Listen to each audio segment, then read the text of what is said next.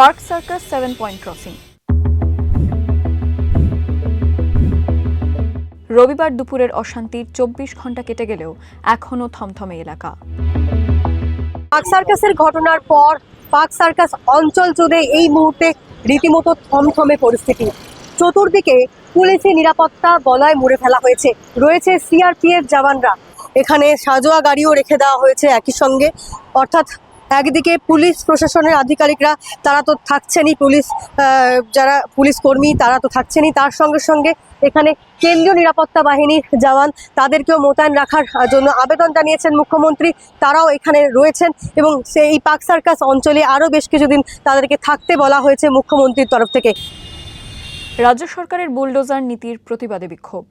Police বিক্ষোভ হটাতে গেলেই অশান্তি। বিক্ষোভকারীদের দাবি পুলিশই প্রথম লাঠিচার্জ করে। পুলিশের পাল্টা দাবি আচমকাই ইট বৃষ্টির মুখে পড়ে বাহিনী। পার্ক সার্কাস 7 পয়েন্টের ঠিক মাঝ বরাবর দুপুর 2টো নাগাদ জমায়েত শুরু হয়েছিল এবং সেই সময় জমায়েত হতে থাকে, অনেক মানুষের ভিড় হতে থাকে, ধীরে ধীরে পুলিশের সঙ্গে বচসা শুরু হতে থাকে। পুলিশ যখন লাঠিচার্জ করা শুরু করে তারপরে সেই গোটা ভিড় ছুটে চলে আসে ঠিক এই রাস্তায়। কসাইপাড়া লেনের যে গলি, সেই রাস্তা কিন্তু এই রাস্তা দিয়ে চলে যায়।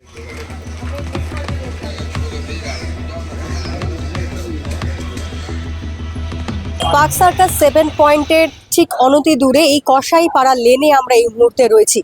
এখানকার বাসিন্দা যারা রয়েছেন তারা এই মুহূর্তে প্রত্যেকেই আতঙ্কিত এবং আতঙ্কের মধ্যে রয়েছে বলেই তারা জানাচ্ছেন।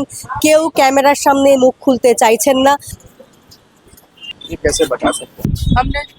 इधर हम लोग रहते भी नहीं, हम लोग सिर्फ काम करते इधर।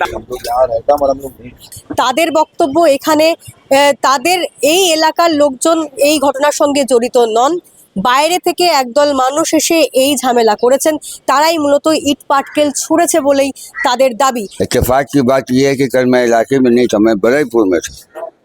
जब मुझे फोन कॉल गया कि ऐसा सा बात है तो हमको तो आने में यहाँ पर 1 घंटा लग गया।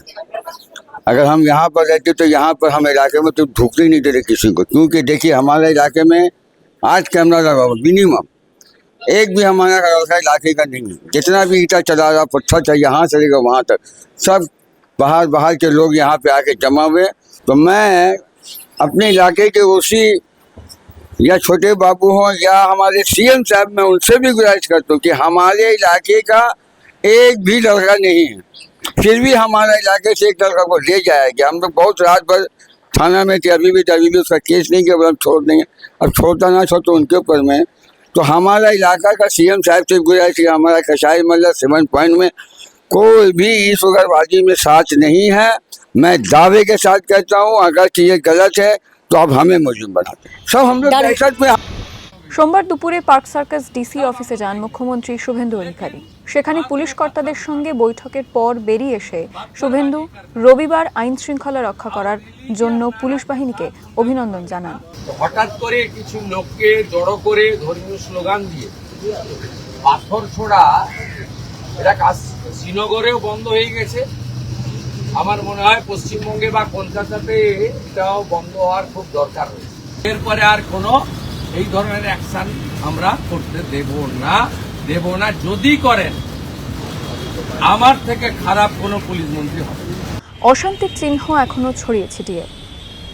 নিস্তব্ধ পাড়া, মুখে কুলুপ বাসিন্দাদের। কেন্দ্রীয় বাহিনীর টহল। শান্তি বজায় থাকুক চাইছে পার্ক সার্কাস।